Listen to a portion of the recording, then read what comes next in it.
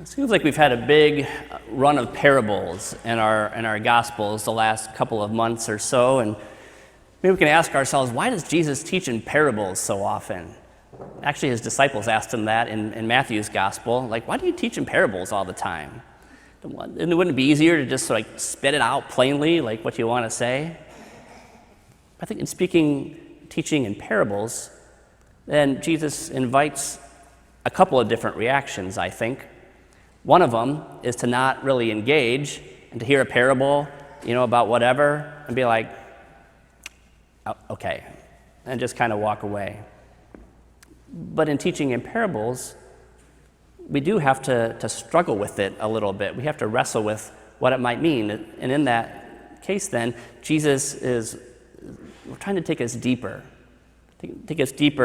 into what it is that he truly wants to get across to us for our life and our life as disciples and are looking to share in the kingdom.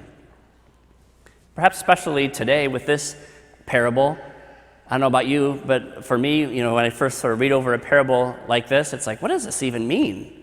Wouldn't it be better if he just spoke clearly, So we have a master who has this steward.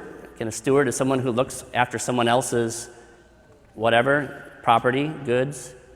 And he's not done well with the job. He's been dishonest. He's probably cheated his master. Master finds out about it and gives him a pink slip. You can no longer be my steward. Who also probably lived on the property.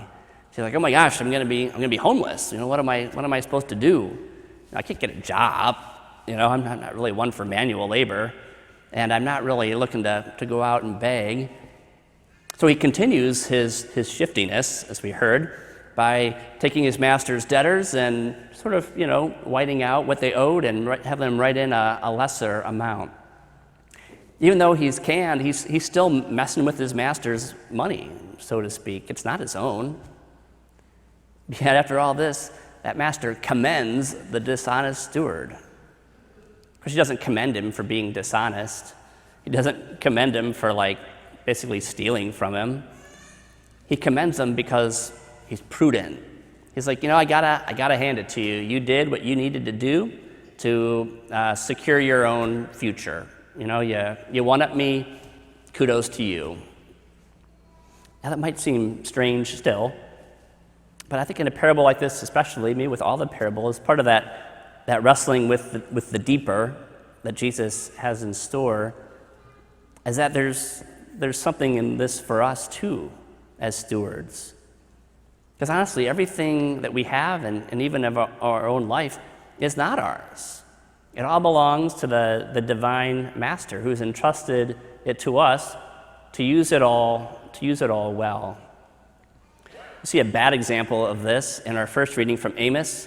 That time, the people of Israel, the time of prosperity and wealth, and they kind of let that all go to their heads, and they let that cause them to forget about God, and so they had all these riches, but were spiritually bankrupt. And even on the Sabbath, the Lord's Day, to paraphrase, they were like, when is this Lord's Day going to get over with? So I can go back to making money however I want and whoever I hurt in the process. Of course, we hear that the Lord is not really pleased with that, but he'll remember, those who are poor, will provide for them.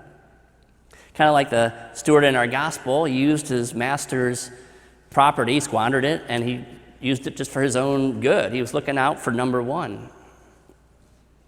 I think the interesting thing about this parable is that we're actually to put ourselves in that place, but respond differently. Because we too, as stewards, as people who have been entrusted with so much, are called to use it.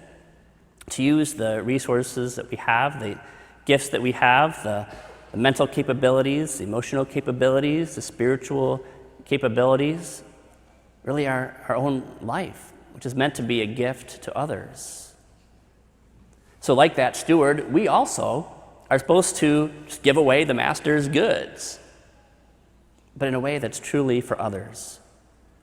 We too are supposed to remit debts. I think that speaks of accompanying one another and lightening loads and burdens. I also think can speak to us of being agents of forgiveness out in the world as disciples. Jesus says, I tell you, make friends for yourself with dishonest wealth. It's not make friends like with the money, like you take the treasure and you're like, oh, I love you. But it's to use those things to make friends, to approach others in a friendly way and to build relationships based on just giving what we have away for their good and not our own. And in that we share in the very life of God. St. Paul reminded Timothy that Jesus ransomed himself for all. This Jesus, we know, is here present among us to bring us to share in his life. So as we encounter Christ here in the Mass today, let us remember how much the Lord has given us, that he's poured himself out for us, that through his emptying, his poverty, we have become rich. Rich because we share in the very life of God.